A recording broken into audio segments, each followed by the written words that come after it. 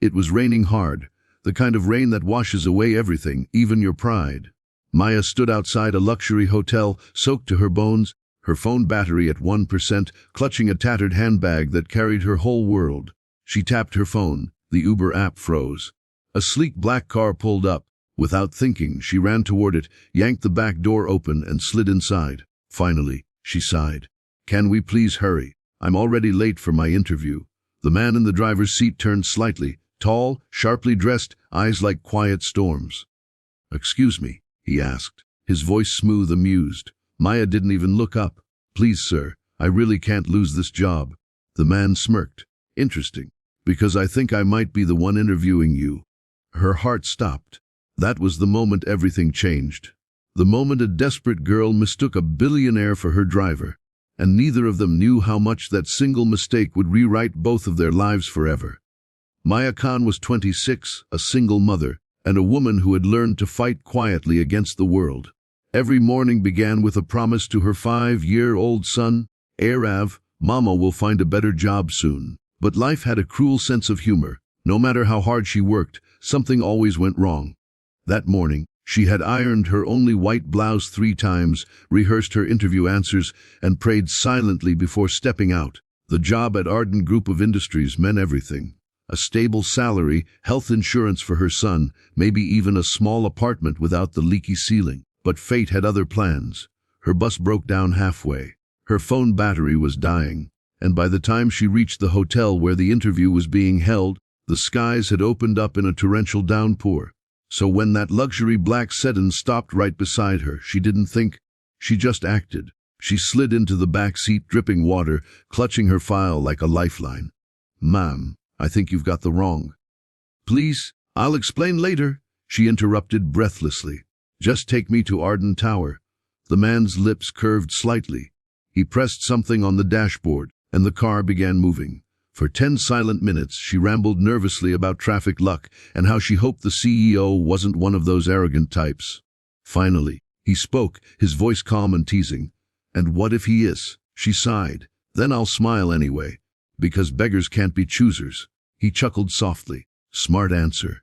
When they arrived, she grabbed her bag and bolted out, shouting, "Thank you, sir. Keep the change." She ran inside, not noticing the man stepping out of the car, fixing his suit jacket, and walking toward the same elevator. Moments later, inside the boardroom, Maya froze. Sitting at the head of the table was the man she had mistaken for her Uber driver. "Good morning, Miss Khan," he said with that same quiet amusement. "I believe we've already met." Her mouth fell open. You're Mr. Adrian Arden, the very same." He smiled slightly. "And don't worry, Ms. Khan. I drive myself sometimes, helps me remember what real life looks like." Laughter rippled through the boardroom. Maya wanted to disappear. But something in Adrian's eyes wasn't mockery. It was curiosity. That day she didn't impress the panel with fancy words. She impressed them with honesty. She told them about late-night studying, about raising her son alone, about resilience. When she left, she was sure she'd ruined everything. But Adrian couldn't stop thinking about her. Her courage, her fire, her refusal to quit. Days passed. No call came. Maya tried to convince herself it was over. Then, one afternoon, her phone buzzed. "Congratulations, Ms. Khan.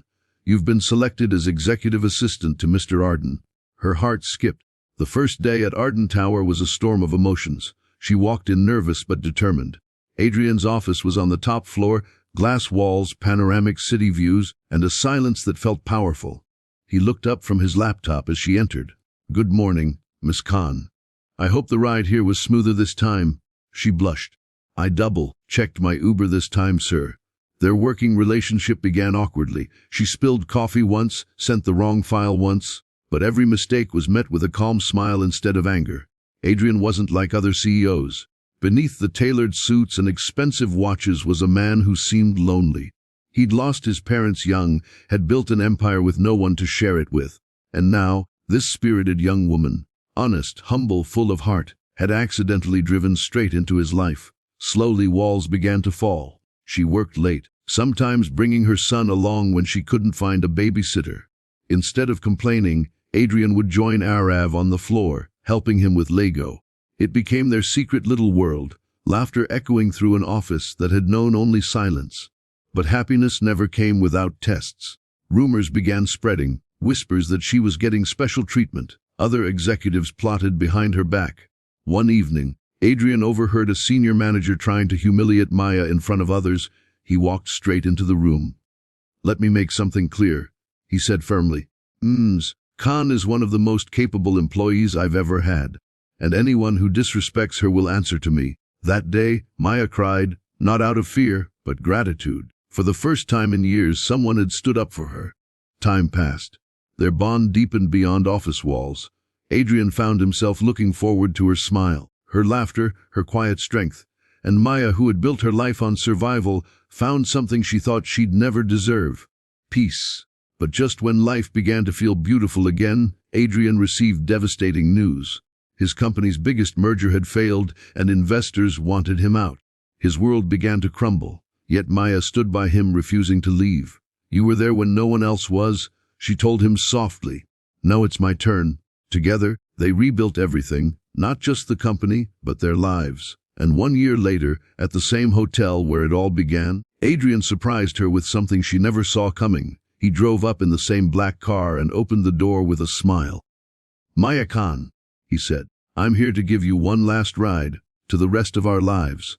Tears filled her eyes. The rain began again, just like that first day. Only this time, she wasn't lost, she wasn't late, she was finally home. Sometimes life's biggest blessings come disguised as mistakes, and sometimes the wrong ride can take you exactly where you were meant to be.